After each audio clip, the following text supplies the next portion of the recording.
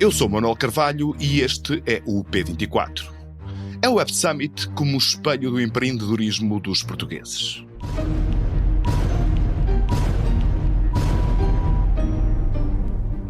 Please welcome to the stage CEO and co-founder of Web Summit, Paddy Cosgrave.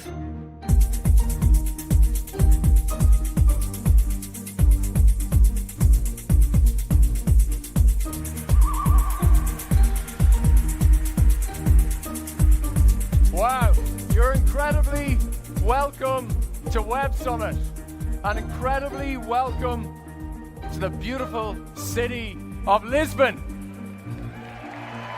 Provavelmente nunca ouviu falar da Connected, uma startup do Porto que angariou 2 milhões de euros para desenvolver a sua tecnologia de internet das coisas aplicada a modelos financeiros. Nem da ETHIAC, de Coimbra, que identifica vulnerabilidades de cibersegurança usando hackers éticos. Nem da Gluma, que desenvolveu uma aplicação para ajudar no rastreio e acompanhamento do cancro da mama.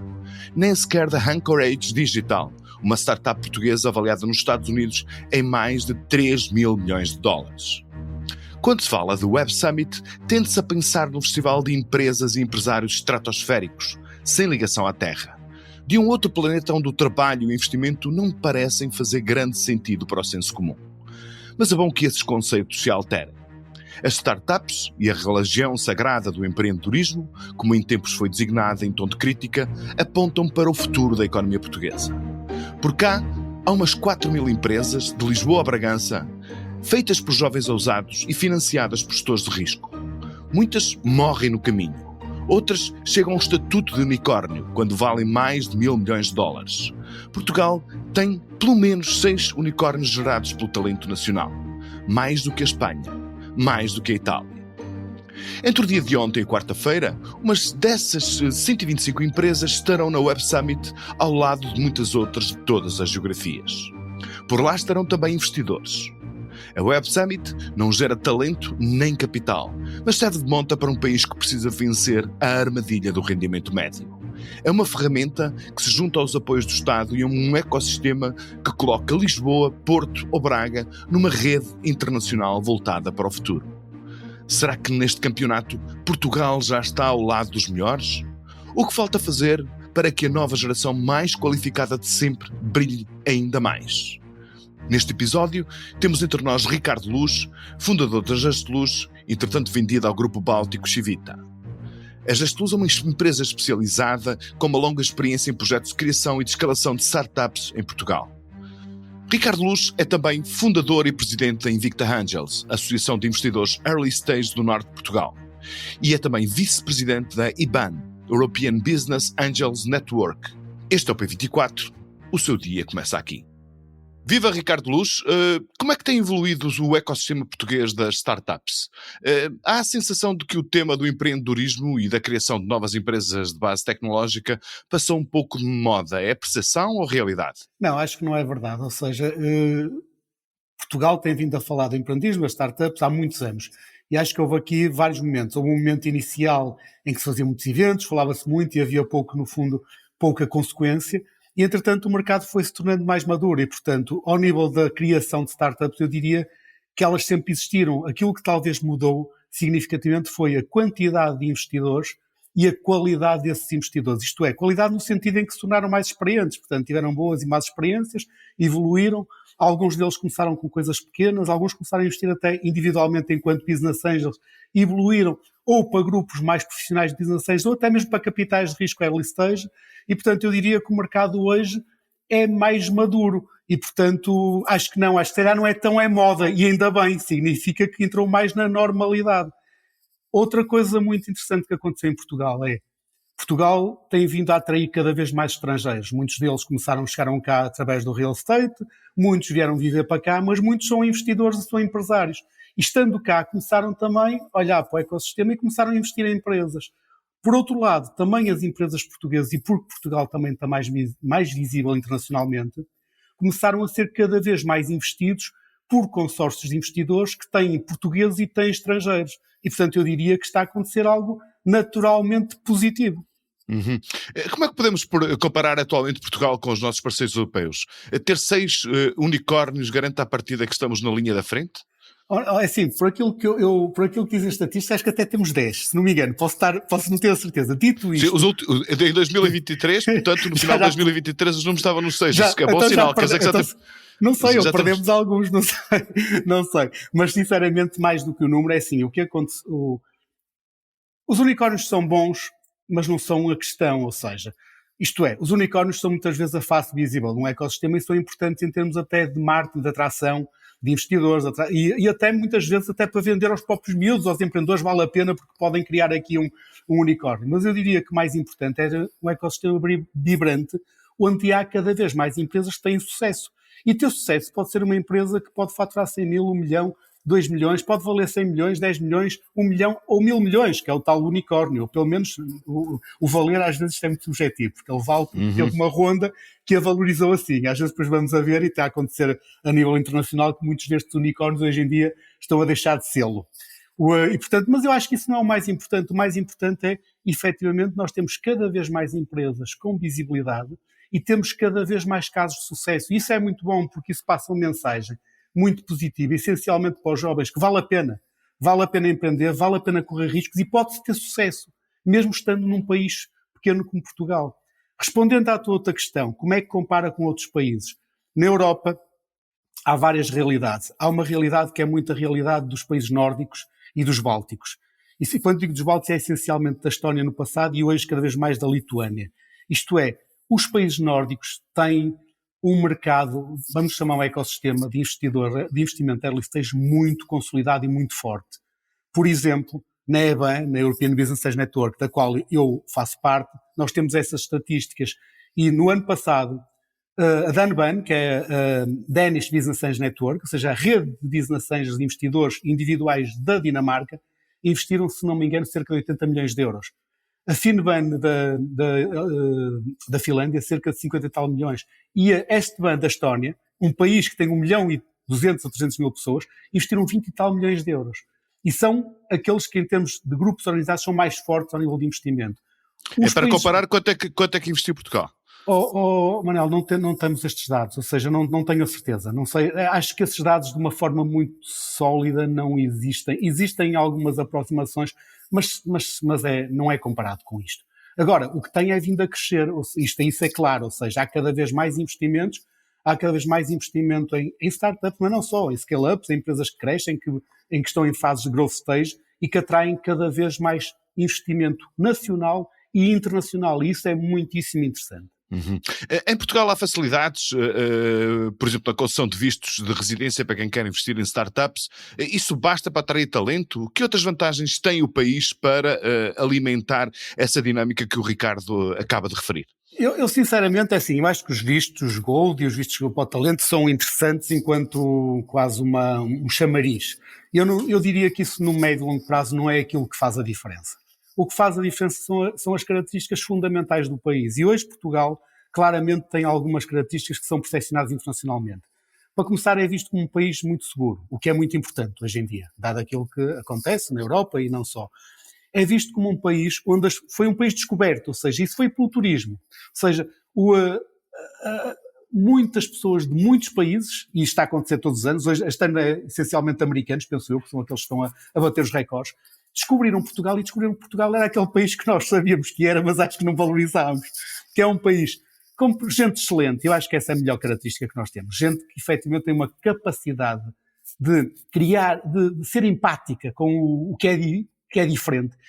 Eu tenho já viajado muito pelo mundo e muito pela Europa, e a verdade é que não há muitos países que sejam como nós. Nesse sentido, os portugueses são genuínos, gostam dos outros, tentam agradar aos outros. Isso nota-se no serviço, nota-se na restauração, nota-se em todo o lado. Isso é muito importante. Cada vez há mais gente que gosta de vir a Portugal, gente que gosta de viver em Portugal. Muita gente tem-se mudado para Portugal. E isso acho que é fundamental. E depois temos uma capacidade na nossa juventude que é incrível em termos internacionais. Os nossos jovens falam quase todos bem inglês, que é uma coisa impressionante. E comparam muito bem com os jovens de qualquer país. Eu diria que talvez os nórdicos sejam semelhantes. Depois são miúdos viajados. São miúdos que têm uma abertura imensa, são flexíveis, facilmente se adaptam a qualquer contexto. E, portanto, nós fomos descobertos. Eu acho que aquilo que nos aconteceu, que é maravilhoso, é que fomos descobertos e, de repente, alguém percebeu que aqui há juventude, há talento, há um país que vale a pena, que tem tem segurança, tem um bom ambiente, tem gente simpática, tem sol, tem gastronomia, tem um conjunto de fatores que eu acho que é aquilo que verdadeiramente nos torna, não diria que é únicos, mas pelo menos nos torna competitivos internacionalmente. Muito mais do que são coisas importantes, o ter o visto Gold para atrair talentos, etc. Acho que é importante, mas acho que não é aquilo que se mantém. O resto é permanente. E em que pontos é que é preciso melhorar para que haja mais startups, sejam elas criadas por portugueses ou por estrangeiros? Manel, eu sou liberal e, portanto, é o Estado sair da frente. Esse é o ponto que é preciso. Mas não estou a brincar, estou-me a rir, mas não estou a brincar, é muito sério. É preciso diminuir a burocracia, é preciso diminuir os impostos, é preciso dar que haja mais meritocracia e que, ou seja, que uma empresa pequena saiba que pode concorrer em mercados abertos e que não, que são mercados protegidos muitas vezes e mercados quase monopolistas ou duopolistas ou de oligopólios, que senta que quando há algum problema os tribunais funcionam, ou seja, essas para mim, e não estou a brincar, estou a falar muito sério, hoje é talvez aquilo que nós precisamos de alterar, muito mais do que criar novas medidas para atrair e coisas que muitas vezes, às vezes até criam outras camadas de burocracia em camadas de burocracia que já temos. De que forma que a Web Summit em Lisboa contribuiu para incentivar jovens ou atrair investimento para Portugal? Teve algum contributo este evento com tanta projeção internacional? Eu acho que o Web Summit tem 2 fases. Tem a primeira fase, os 3 anos, e depois tem a renegociação de mais 7 anos. Eu acho que os primeiros 3 anos foram muitíssimo importantes, porque é uma marca forte, é uma marca conhecida globalmente e acho que posicionou Portugal como um país que estava a apostar verdadeiramente no empreendedorismo, nas startups e, portanto, e trouxe muita gente a Portugal que não tinha vindo a Portugal e provavelmente não viria a Portugal se não fosse o Web Summit. Nesta segunda fase, não sei responder, sinceramente. Tenho as minhas dúvidas que a relação custo-benefício continua a ser tão benéfica, mas também não sei. Sinceramente não sei. Não sei se há... Porque muitas vezes os dados que nós conhecemos são dados que também falam sempre daquilo que é positivo, não nos falam das outras coisas. Portanto, não sei mesmo. Não quero responder em relação a isso. É um evento verdadeiramente internacional, global. Agora, acho que foi claramente muito importante e foi excelente relação custo-benefício nos 3 primeiros anos, não tenho a certeza absoluta e, portanto, aí não queria muito comentar. Mas, portanto, o ponto principal dessa vantagem que o Ricardo identifica tem a ver com o facto de colocar Portugal no mapa. Sem dúvida, sem dúvida. E fez vir aqui milhares e milhares de pessoas que de outra maneira não sei se viriam. E muitas destas pessoas são investidores, não investiram só em startups, muitos conheceram o país, gostaram, investiram em outras coisas, vieram para cá e, portanto, esta é uma dinâmica que se cria e que ajudou juntamente com algo que foi fundamental para Portugal, que foi o turismo. E foram as low costs e foi o facto de tornarmos parte deste mundo global e que de repente Portugal hoje ficou na moda, ou seja, é falado em todo lado e eu vejo até num grupo internacional de consultoria a que pertenço, em que toda a gente quer vir a Portugal, ou seja, estão sempre a ver se arranjam desculpas para criar aqui um evento qualquer em Portugal. Verdadeiramente Portugal é um país que recebe bem, é um país onde as pessoas se sentem bem. E isso acho que é uma coisa fantástica que nós temos. Das cerca de 4 mil startups que existiam em Portugal em 2023, de acordo com dados oficiais, 45% tinham sede em Lisboa. Isto tem a ver com o poder de atração da capital, com debilidades das universidades ou dos ambientes empresariais das outras cidades portuguesas, ou de facto faz parte da natureza das coisas, portanto, deste admirável mundo novo, em que a concentração e a densidade de empresas é sempre muito importante para que haja outras empresas a instalarem-se nesses mesmos lugares? Não, por aquilo que eu sei, eu não tenho os dados, mas por aquilo que eu sei, a maior parte das startups tem origem no centro e norte de Portugal. E, portanto, no litoral, obviamente, no litoral universitário. Eu diria que a maioria estará entre Braga, Coimbra e se quisermos fechar um triângulo que vai até à Guarda e Vila Real. E esta é aí que é a fonte de criação de novas empresas. Mas isso acho que há dados que o demonstram. Sim, eu estava a falar em termos distritais. Tu estavas a juntar o distrito de Braga, do Porto e de Aveiro. Claro. Eu percebi. Agora, em Lisboa, depois tem muito a ver com a centralidade do nosso país e com um país que é muito centralizado em Lisboa. Ou seja, muitas destas empresas, por vezes, nascendo noutro sítio, vão criar a sua empresa em Lisboa, vão se mudar para Lisboa porque acreditam que estão mais próximos do poder, estão mais próximos de multinacionais. Portanto, isso é uma discussão que já é, talvez, que ultrapassa isto. Que eu aí também tenho uma opinião, mas que vai além disto e que tem a parte boa e que eu diria que tem uma parte muito má, é o país ser demasiado centralizado. Agora, o que é interessante é que em Portugal o valor existe no país todo e, portanto, jovens, principalmente jovens muito qualificados, felizmente eles aparecem de todo o lado do nosso país e, obviamente, muito, onde tem um conhecimento que é mais científico, como propriedade intelectual, muitas patentes, etc., obviamente no eixo universitário. Uhum. E a prova disso, Ricardo, é que, por exemplo, nesse mesmo ano, em 2023, havia 14 startups identificadas no distrito de Bragança. Portanto, é a prova que, de facto, o talento está e a iniciativa está um pouco dispersa por todo o país.